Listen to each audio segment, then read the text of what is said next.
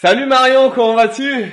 Salut, ça va bien et toi? Ça va super, ça va super. Alors aujourd'hui, je voulais faire profiter mon audience d'une invitée un peu spéciale. Donc Marion, qui est ma meilleure amie du lycée, hein, quand même. Depuis le lycée. Ça fait euh, ça fait 15 ans qu'on se connaît maintenant, Marion. J'avais 13 ans, j'en ai 28.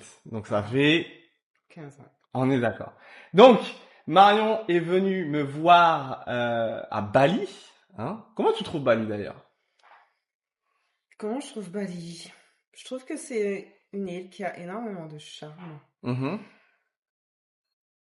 Ok, merci. En fait, c'est très difficile d'avoir un avis, en tout cas en ce qui me concerne sur Bali, parce que je sors d'Australie et en Australie, j'ai vraiment vu des choses incroyables, j'ai vécu une Ok, expérience incroyable. Donc, super. Bah écoute, tu vas nous en parler. Marion, quand même, que je vous mette dans le contexte, c'est quelqu'un qui a fait de longues études, de grandes études, qui a des grands postes à grosses responsabilités. Et on a pu se voir à Paris il y a encore de ça 3 ans et demi, 4 ans. Et Marion était vraiment dans son sillon où je veux rester dans ma carrière, je veux faire ma carrière. Et j'étais vraiment en train de la pousser tout le temps à lui dire, voyage, fais des trucs, va chercher cette expérience de vie. Elle était toujours à me dire, moi je veux apprendre l'anglais, je veux apprendre l'anglais. Je lui dis, ben pars, voyage, fais des trucs. Et ben finalement, il y a eu un moment où elle s'est dit, bon, peut-être qu'il a raison ce con. Enfin, je pense que finalement c'est, tu vois, ce petit moment où je t'ai dit ça, je pense que c'est resté, il y a un moment c'est resté dans ta tête et t'as dit, bon, peut-être qu'il faudrait que je me lance. En tout cas, j'ai peut-être, posé la graine. peut-être, J'ai posé la graine, hein? peut-être, Incroyable. peut-être. Donc, moi, j'aimerais connaître un petit peu ton parcours de vie. Raconte-nous un petit peu qui tu es déjà en quelques lignes. Et ensuite, on va parler, tu vas nous parler un petit peu de cette expérience incroyable, les amis, qu'elle a pu vivre en Australie. 2 ans, c'est ça? 2 ans en Australie? 2 ans, bientôt 2 ans. 2 ans en Australie, c'est après 2 ans qu'elle vient me voir. Mais bon, ça c'est un autre détail. Je rappelle qu'il n'est jamais venu me voir en Australie alors que c'est qu'à 4 heures de vol, hein. 4 heures de vol, ouais, c'est vrai. Mais Depuis. bon, on n'est pas là pour se faire des reproches. Voilà. On est Ni là pour pour, se comparer. voilà. On est là pour apprécier ton histoire. Donc Marion, dis-nous tout. Voilà, présente-toi en quelques lignes pour les personnes qui ne te connaîtraient pas encore.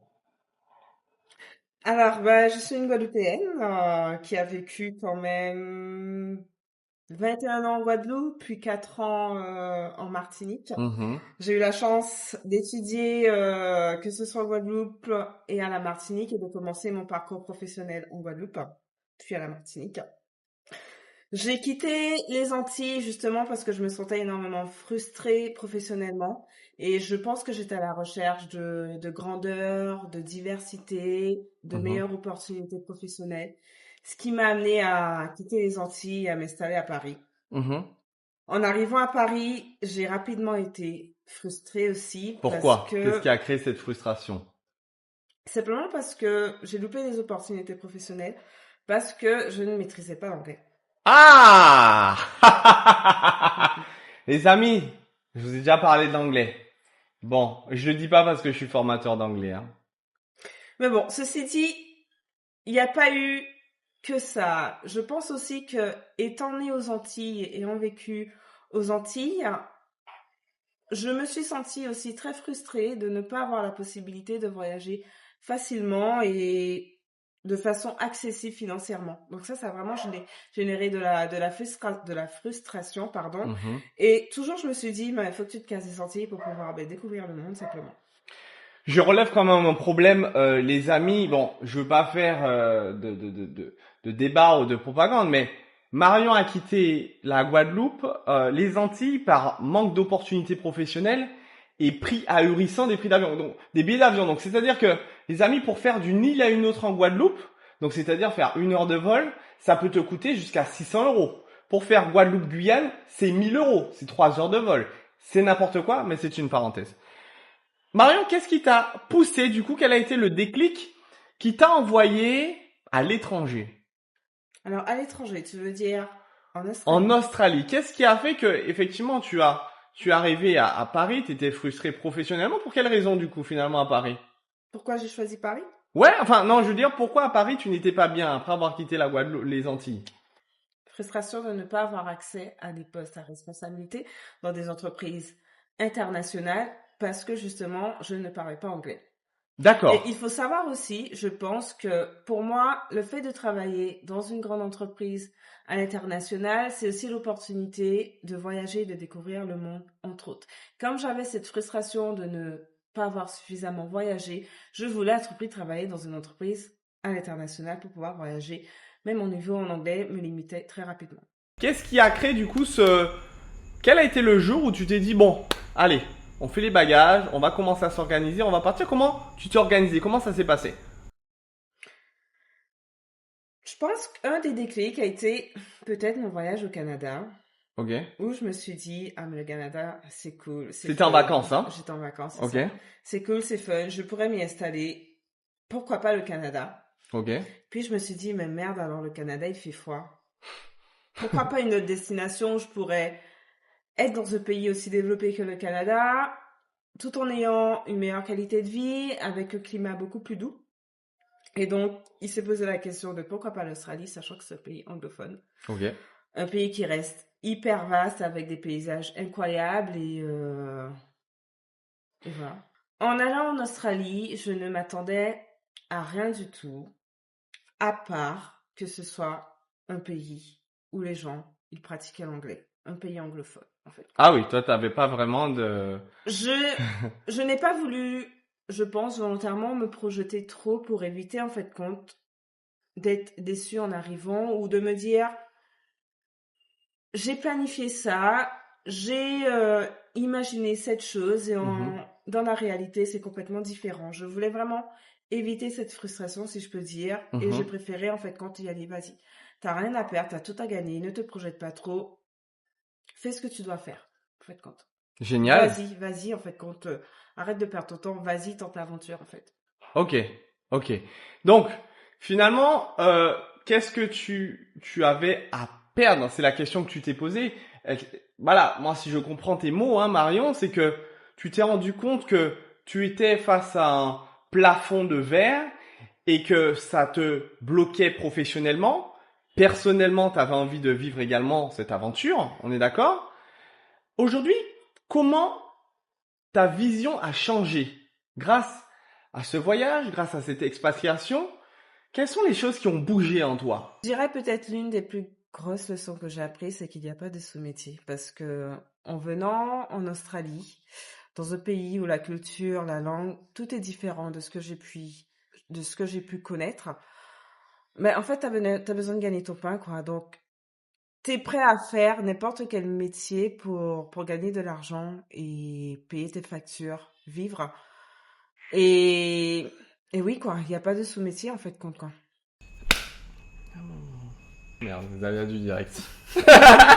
La vision que j'avais des étrangers a beaucoup évolué parce que en vivant en Australie, j'étais clairement une étrangère et j'ai pu voir en fait compte comment ça peut être hyper difficile de s'installer à l'étranger, de vivre dans un pays qui est complètement différent du tien, d'être un étranger en fait compte. Quand on vit dans son pays d'origine, on se rend pas compte de la chance qu'on peut avoir. Parce que ben on évite plein de galères. Quand t'es étranger, t'es seul avec toi-même, quoi. Mhm. Contrairement à t'as pas de famille, t'as pas d'amis, t'as rien, t'es obligé de tout recommencer. Et je trouve ces gens en fait extrêmement courageux de tout quitter et de venir de tenter leur chance à l'étranger. Bien sûr, je recommencerai cette aventure 10 000 fois, tellement que c'était une aventure tellement enrichissante sur le plan personnel, sur le plan professionnel. J'ai fait des rencontres incroyables. J'ai travaillé dans des emplois que je n'aurais jamais pu travailler en restant en France. J'ai été fermière, j'ai travaillé avec 8 000 cochons.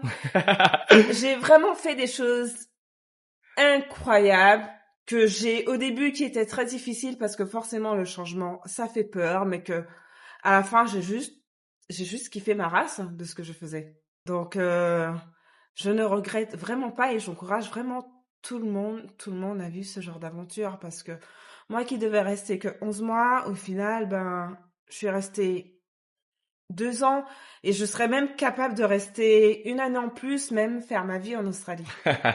Incroyable. On parle de liberté et d'indépendance et on lit ça très fréquemment avec l'idée d'expatriation. Pour toi, quelle est l'importance de gagner de l'argent loin de son pays d'origine? Alors, l'argent n'a jamais été hyper important pour moi. Très honnêtement, en Australie, j'avais juste besoin d'argent pour pouvoir vivre à fond mon expérience.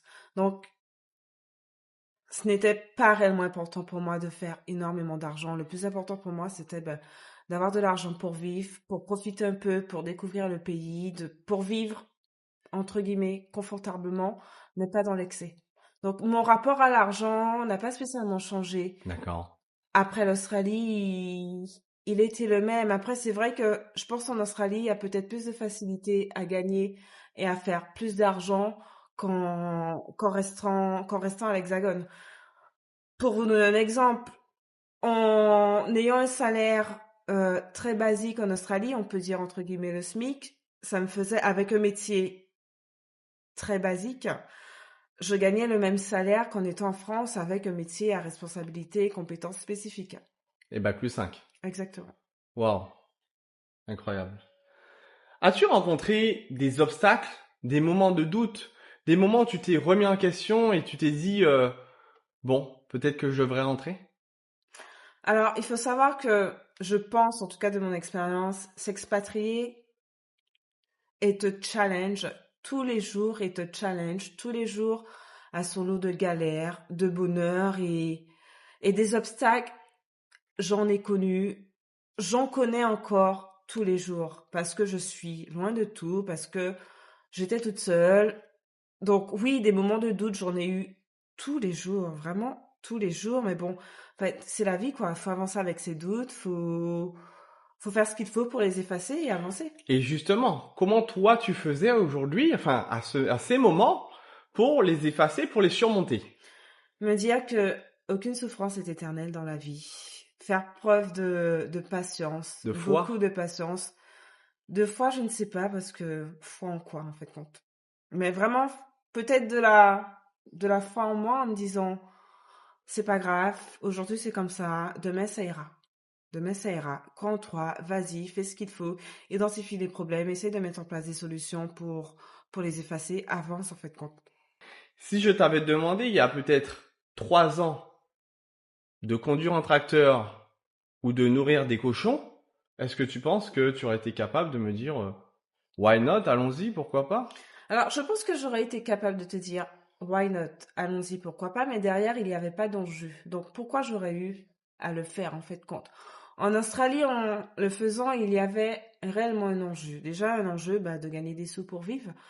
Le second enjeu, c'était de renouveler mon visa pour rester en Australie et avoir l'opportunité de profiter encore un an en plus en Australie. Donc, rien que pour ça, oui, j'y vais quoi, j'y vais à fond. Mais en France, pourquoi je l'aurais fait? J'avais une vie confortable, un travail épanouissant. Pourquoi je devrais me faire chier à conduire un tracteur ou nourrir des animaux? Pourquoi? Euh, Est-ce que t'as pas peur de te dire, ah oui, bon, ça y est, j'ai la voiture, j'ai la maison, je suis stable, mais Il me manque quelque chose il me peut-être? manque quelque chose. Peut-être, j'essaie de ne pas trop me projeter sur ce plan-là pour éviter de me poser trop de questions et de me dire, mais au final, est-ce que j'ai fait le bon choix de retourner? Honnêtement, donc, Mhm. j'essaie de vivre peu au jour le jour et me dire, bon si demain je me pose cette question, j'irai chercher les réponses, en fait, et je prendrai les décisions qu'il faut. Le climat, peut-être l'insécurité aussi, beaucoup parce qu'en Australie, en tant que femme, tu peux t'habiller comme tu veux, tu peux sortir le soir sans te faire emmerder, tu crains pas de rentrer chez toi, c'est hyper, hyper safe, quoi. Et rentrer en France avec l'insécurité, c'est quelque chose, oui, qui peut me faire peur. Quelle importance pour toi, du coup, ça a l'anglais aujourd'hui? Si tu devais donner un conseil à la Marion d'il y a 10 ans, qu'est-ce que tu lui dirais? Je lui dirais, ma fille, va réaliser tes rêves. T'as envie de partir à l'étranger, réfléchis pas trop. Vas-y, t'as envie d'améliorer ton anglais, vas-y. T'as plein de pays, plein de villes qui te le permettent. vas-y en fait. Ben reste à Bali. Non, non, j'ai pas envie de rester à Bali non plus. Ah ben super, sympa. Non, Bali c'est très beau, mais je pense que déjà c'est trop petit. C'est trop petit, il y a trop de monde partout. Il fait trop chaud. Vraiment, à Bali, il fait trop chaud. C'est quelque chose qui me tue. Trop chaud.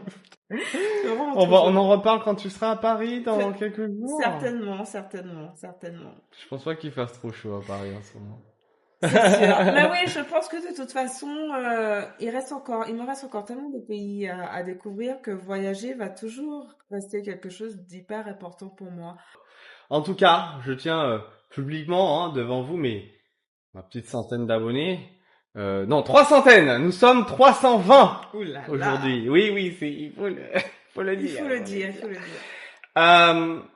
Je tiens à dire publiquement, Marion, je suis fier de toi et vraiment très content que tu aies cette ouverture d'esprit parce que mine de rien, elle s'en rend pas compte ou elle a beaucoup de modestie, mais tu as énormément évolué par rapport à la Marion que j'ai connue il y a 3 ans et qui était très très très focus carrière. Bon, chose que je trouve admirable, mais ce côté expérience de vie, pour moi, c'est vraiment où est la richesse dans la vie. C'est le côté expérience. Que tu travailles aujourd'hui avec des cochons, que tu m'as envoyé des snaps avec des pitons de 8 mètres. C'est des trucs de fou. Quand tu restes dans ta carrière à Paris à faire du 9h, 20h tous les jours, malheureusement, ben, c'est des choses que tu ne vois pas. À part sur 7 à 8 le dimanche soir. Donc moi, je suis vraiment très fier de toi et très heureux de voir. On a passé quelques jours ensemble et on s'est rendu compte tout à l'heure qu'on n'avait jamais passé autant de temps ensemble. Et je suis très content de voir que maintenant tu as cette ouverture d'esprit, que tu es capable de parler anglais, que tu n'as pas peur, que tu es déterminé. Et je sais pertinemment que maintenant tu vois définitivement plus grand. Probablement. Et ça, c'est génial de voir que tu as été piqué par la mouche voyage. Parce que la mouche voyage, elle est juste incroyable. Elle te permet de t'ouvrir. Et moi, ce que j'aime dire, c'est que la richesse est chez l'autre, en fait. La richesse n'est pas en nous. La richesse est chez l'autre. Et quand tu pars chez l'autre et que tu apprends à le découvrir, c'est là que tu t'enrichis. C'est là que le voyage devient plus intéressant et que ta vie devient également un voyage. Donc, franchement, je tiens à dire publiquement devant ces 320 personnes qui sont abonnées à cette chaîne et peut-être cette centaine de personnes qui vont cette vidéo. J'espère que ta tronche me permettra de faire plus de vues. J'espère. Parce que là, c'est la hesse, c'est la hesse. Donc, j'espère vraiment que vous apprécierez le parcours de Marion, qui, je vous l'assure, on s'est connus au lycée, on était meilleurs amis. Bon, jusqu'à ce qu'elle me trahisse un petit peu. Mais on va passer les détails. Voilà. On va passer les détails. Et là, on se revoit 15 ans après. Et de voir cette évolution, je peux lui faire voir ma villa, un petit peu le train de vie à Bali, etc. Elle a rencontré voilà quelques personnes de mon entourage et qu'on voit l'évolution de chacun et qu'on se dise ouais, ok, on a bien avancé, on est dans le bon sens, c'est cool. Ça fait quelque chose, mes amis. Donc franchement, moi je vous invite à affronter ce challenge, à sortir de vos zones de confort comme Marion l'a fait. Elle était dans une zone très confortable, les amis, et elle a bâti son confort avec ses études, avec son expérience, avec ses expectations of the market. Donc elle s'attendait vraiment à moi je veux ça, moi je veux telle place, telle carrière. Elle a bâti sa zone de confort et elle a été la trigger. Elle a été chercher justement au-delà de ça pour aller chercher une zone de confort encore plus confortable finalement. Elle est maline, hein. Elle est maline. Elle a compris que pour avoir du confort, il faut sortir de sa zone de confort. Si tu continues à faire ce que tu fais, tu n'auras jamais ce que tu n'as pas. Donc c'est top. Bravo pour ça à Marion. Et autre chose qui est quand même impressionnant dans ce que tu as pu me dire, c'est cette foi en toi que tu as gardée. Et on voit aujourd'hui quelqu'un de serein, de sereine. Bon, je sais pas si c'était le cas quand il y avait le python ou quand il nourrissait les cochons. Mais Et pourtant. Mais il y a quand même une grande part de confiance en elle qu'on ressent, que j'espère que vous avez également vu la même chose. Je pense que vous avez vu la même chose. Aujourd'hui, c'est quelqu'un qui est confiante. elle a un entourage qui est aimant, elle a elle a une confiance en elle qui est incroyable à 100%. Une aura, vous voyez l'auréole, tu savais ou pas? Une aura incroyable et elle sait de quoi elle est capable. Et là, aujourd'hui, elle va rentrer en France. Bon, peut-être pas aujourd'hui, mais voilà, dans les jours qui suivent, elle va rentrer en France. Elle va briser le marché. Elle va briser le marché. Parce que des gens qui ont voyagé en général, ça brise le marché en France. Et bon, les amis, vous verrez la vidéo suivante. On en fera d'autres hein, avec Marion quand elle reviendra en Asie. Parce que quand tu goûtes à l'Australie, tu goûtes à l'Asie, tu ne peux plus t'en passer. Bye bye. C'est quelque chose qui me fait peur, pour être honnête. En parlant, c'est vrai que j'ai peur que ce que j'ai vu me manque à un point que ça me rend malheureuse. Mais bon, on verra. Super, top. En tout cas, tiens, pour remercier d'avoir pu visionner cette vidéo avec nous, avec Marion. Est-ce que tu as un mot pour les auditeurs, pour les 320 personnes qui me suivent, Marion? 320 personnes, c'est énorme, hein, c'est un amphithéâtre.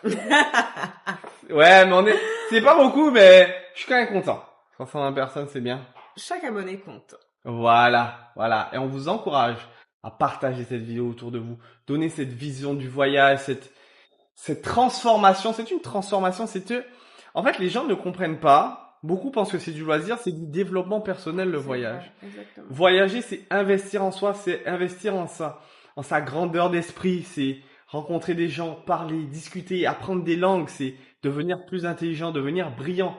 Moi, je vous assure que quand je rentre en France, les amis, à chaque fois que je rentre en France, je suis un aimant. Les gens viennent à moi, j'ai l'impression de wow. Tu verras hein, quand tu vas rentrer en France, t'as l'impression que waouh, le monde est à toi, tu vois. Et après, tu tombes vite sur la réalité, tu dis ah ouais, mais la valeur que j'ai là, en fait, ne me correspond pas.